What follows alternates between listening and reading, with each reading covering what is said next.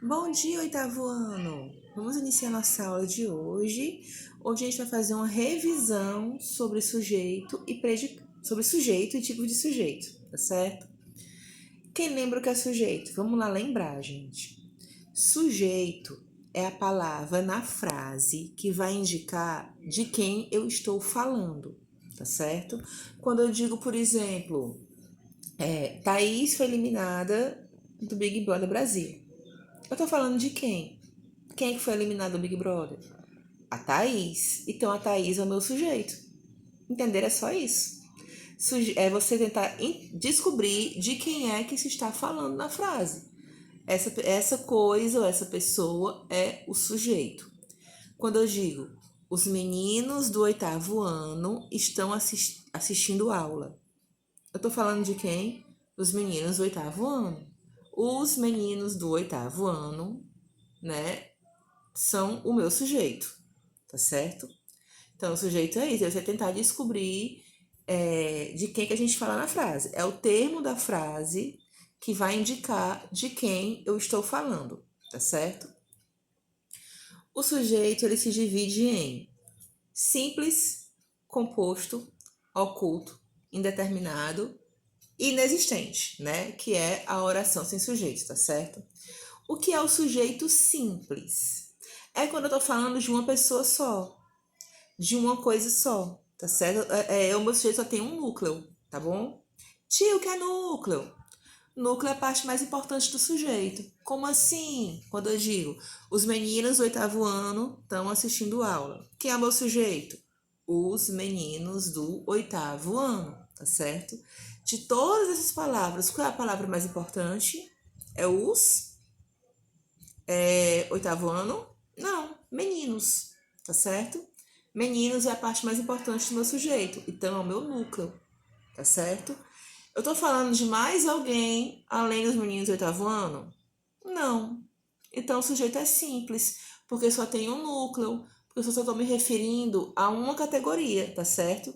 Se fosse alunos e professores estão em aula nesse momento, eu estaria falando de alunos e de professores, tá certo? Duas categorias diferentes. Então o sujeito já seria composto, porque tem mais de um núcleo, porque eu estou falando de mais de duas coisas, tá certo? Então, sujeito simples, um núcleo, eu me refiro a uma coisa só. É como a Thaís da frase, né? A Thaís foi eliminada do Big Brother, eu tô falando só apenas dela. Sujeito simples, um núcleo, tá certo? Mas, tia, meninos não tá no plural? Tá, mas como eu falei, é só uma categoria, tá certo? Os meninos do oitavo ano, tá ok? Se fosse meninos e professores. Aí, meninos e professores, alunos e professores, tá certo? Duas categorias diferentes, dois núcleos, dois sujeitos, tá certo? Um sujeito simples, um núcleo. Estou falando de uma pessoa só. Sujeito composto, dois ou mais núcleos. Estou me referindo a duas ou mais coisas, duas ou mais pessoas. Maria e João foram à praia. Mentira, fica em casa, tá certo? Maria e João foram à praia. Estou falando da Maria e estou falando do João. Estou falando de duas pessoas diferentes. Então, dois sujeitos diferentes. Tá certo, gente? Até aqui vocês entenderam a diferença do sujeito simples para o sujeito composto. Não entendeu? Vem aqui no meu privado e pergunta de novo. Tá certo? Além do sujeito simples e do sujeito composto, a gente tem também outros que se parecem bastante, que é o sujeito oculto e o sujeito indeterminado. Tá certo? O sujeito oculto também é chamado de desinencial. A gente vai entender por quê. Quando eu digo fiquei em casa por conta da quarentena. Quem ficou em casa? Eu, certo? Mas a palavra eu apareceu na minha frase. Fiquei em casa por conta da quarentena. Ela não aparece, já comecei com o verbo ficar, né? Eu não falei eu fiquei, eu falei fiquei. Mas eu tô falando, quem foi que ficou em casa? Eu, só que eu não aparece. E como é que eu sei que o sujeito sou eu? Né? É o eu, se a palavra não aparece na frase? Pela maneira como o verbo está conjugado. Fiquei. É, fiquei só corresponde ao eu, ao pronome eu, tá certo? Não existe nós fiquei, não existe tu fiquei, não existe ele fiquei, é eu fiquei, tá certo? Então só pode ser eu. O verbo está conjugado na primeira pessoa do singular, tá bom?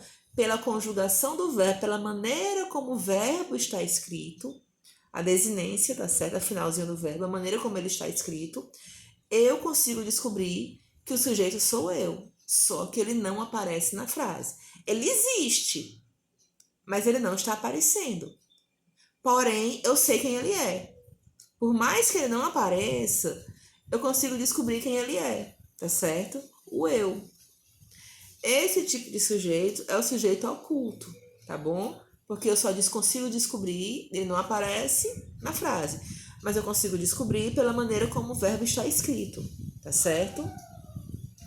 Então, deu para entender o sujeito oculto? Ele não aparece, mas eu sei quem ele é. Eu consigo descobrir quem é ele, tá bom? Diferente do indeterminado. Por que eles são parecidos? Porque os dois não aparecem na frase. A diferença é que o oculto, eu sei quem é, apesar dele não aparecer. Mas no indeterminado, eu não sei de jeito nenhum quem é, tá certo? Por exemplo, quando eu digo, quebraram o ventilador. Quem quebrou o ventilador? Como é que eu posso saber quem foi? Eu não sei. Alguém quebrou o ventilador. Eu sei que esse sujeito existe, mas ele não aparece. E dessa vez eu não tenho como saber quem foi que quebrou o ventilador. Pode ter sido N pessoas, pode ter sido várias.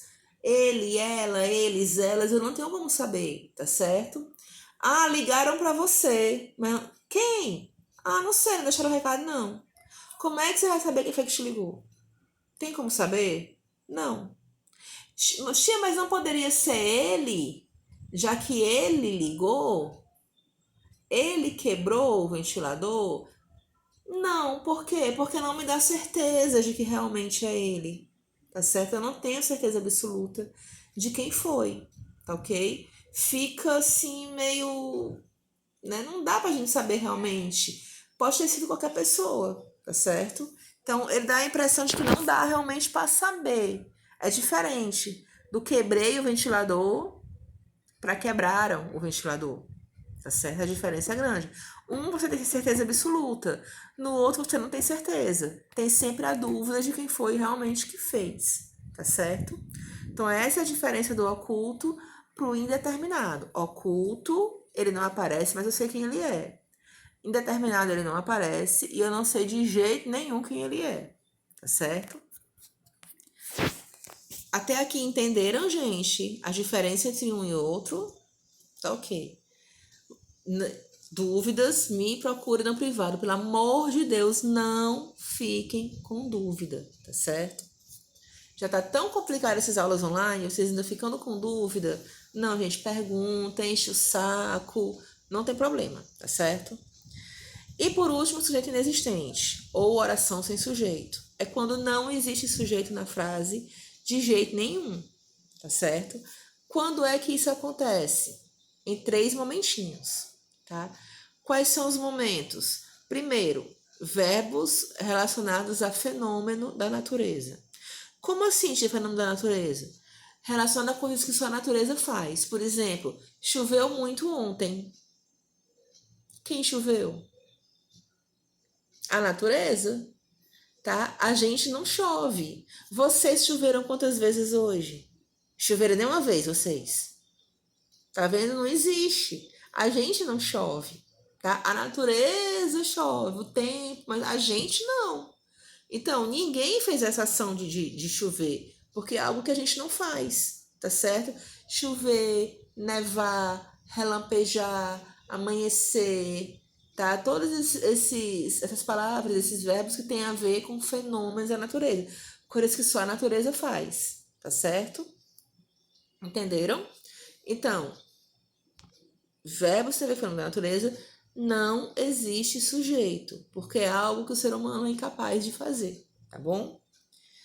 Além dos verbos com fenômeno da natureza, verbos que têm a ver com o tempo passado. Por exemplo, faz uns 3 anos que eu não vejo fulano, tá?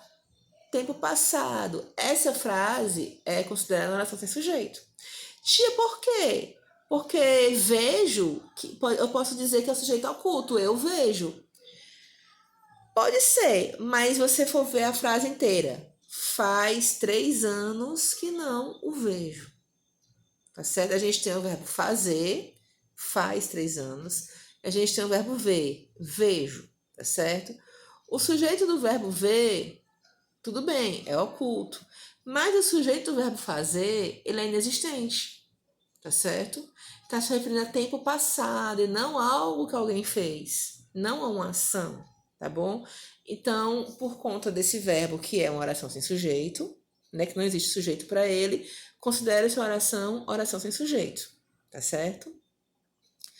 E o verbo haver, o fazer, no sentido de existir. Por exemplo, há muita gente na praia, né? Vão tudo para casa, tudo para coronavírus, não for para casa. Então, há muita gente na praia. Tô querendo dizer que existe muita gente na praia, tá certo? O verbo haver no sentido de existir, ele não concorda com ninguém, é uma oração sem sujeito, tá certo? Por exemplo, é isso mesmo, os 3 casos, né? Fenômeno da natureza, me lembrem. Tempo transcorrido e o verbo haver ou fazer no sentido de existir, tá certo? Estou pegando o sentido de um outro verbo, que não é o deles. Então, não concordo com ninguém, é impessoal. Oração sem sujeito, tá certo, gente? Deu para dar uma aliviada e uma tirar dúvidas, para vocês relembrarem o significado do sujeito. Vou colocar, obviamente, né, vídeos aqui do YouTube para complementar o estudo de vocês.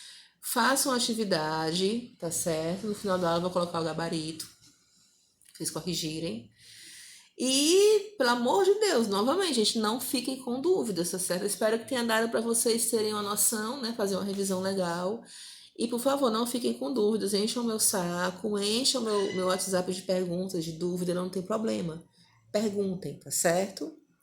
É isso aí, gente. Bom estudo e bom dia para vocês.